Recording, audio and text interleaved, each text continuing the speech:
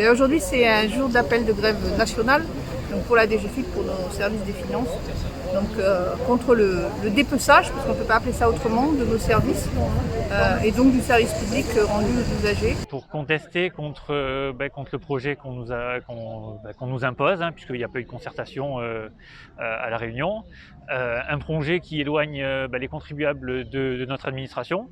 Donc pour nous, c'est un moyen d'alerter, si vous voulez, l'ensemble du public, l'ensemble des entreprises, l'ensemble du monde économique, que nos services sont en train de se détériorer à une vitesse grand V.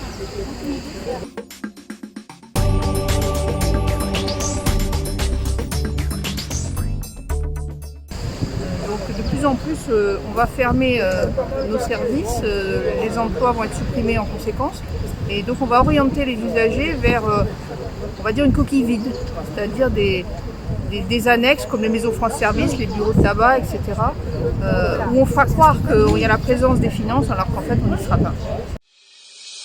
France Service, le service public proche de vous au quotidien. Où que vous viviez, en ville comme à la campagne, France Service vous permet d'accéder près de chez vous aux services publics du quotidien.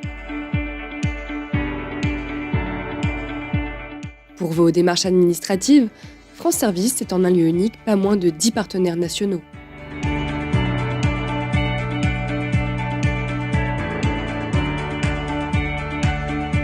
Quelle que soit votre demande, obtenir de l'information et des réponses à vos problèmes administratifs, réaliser une démarche en ligne, prendre facilement rendez-vous avec les référents Pôle emploi, Caisse d'assurance retraite, CAF, etc. 2 agents formés pour trouver des solutions à vos côtés vous accueillent dans votre France Service, un service public proche de chez vous. Concrètement, on ment à la population, on ment aux citoyens, on ment aux contribuables. Donc on estime qu'aujourd'hui, c'est une mission et c'est un travail, c'est un métier. La fiscalité, recevoir les contribuables, répondre à leurs demandes, leurs inquiétudes. Et demain, faire ça par n'importe qui, dans n'importe quelle structure, pose d'abord un problème peut-être de compétence, mais aussi de confidentialité. Et les gens qui répondront seront des gens qui, en toute bonne volonté, feront ce qu'ils pourront, mais n'auront pas la formation que nous avons reçue parce que c'est notre métier.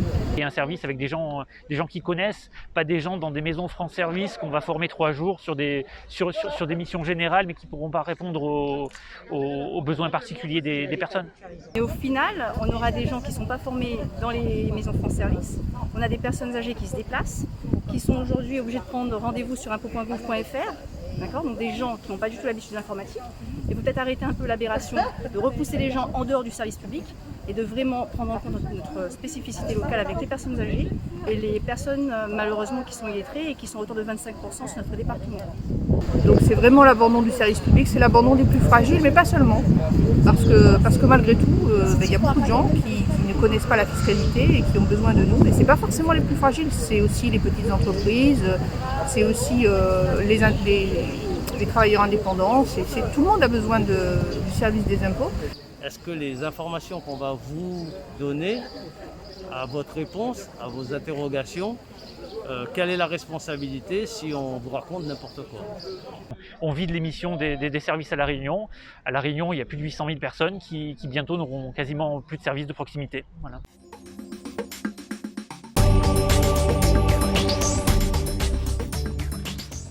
Vous voyez bien, il y a la crise Covid et les gens, ils sont plus accueillis. Oui, on l'impose aux gens. On l'impose aux gens avec la crise actuelle, mais les personnes, des fois, elles auraient besoin de venir, et ces personnes-là, elles sont mises en marge du service public.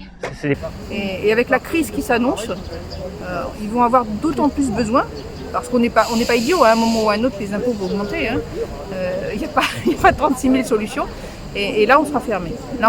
Il y aura un numéro où personne ne répond, parce que la DGFiP n'a pas les moyens techniques actuellement de recevoir les gens entièrement par téléphone ou par visioconférence comme on entend souvent. On est en pleine crise sanitaire.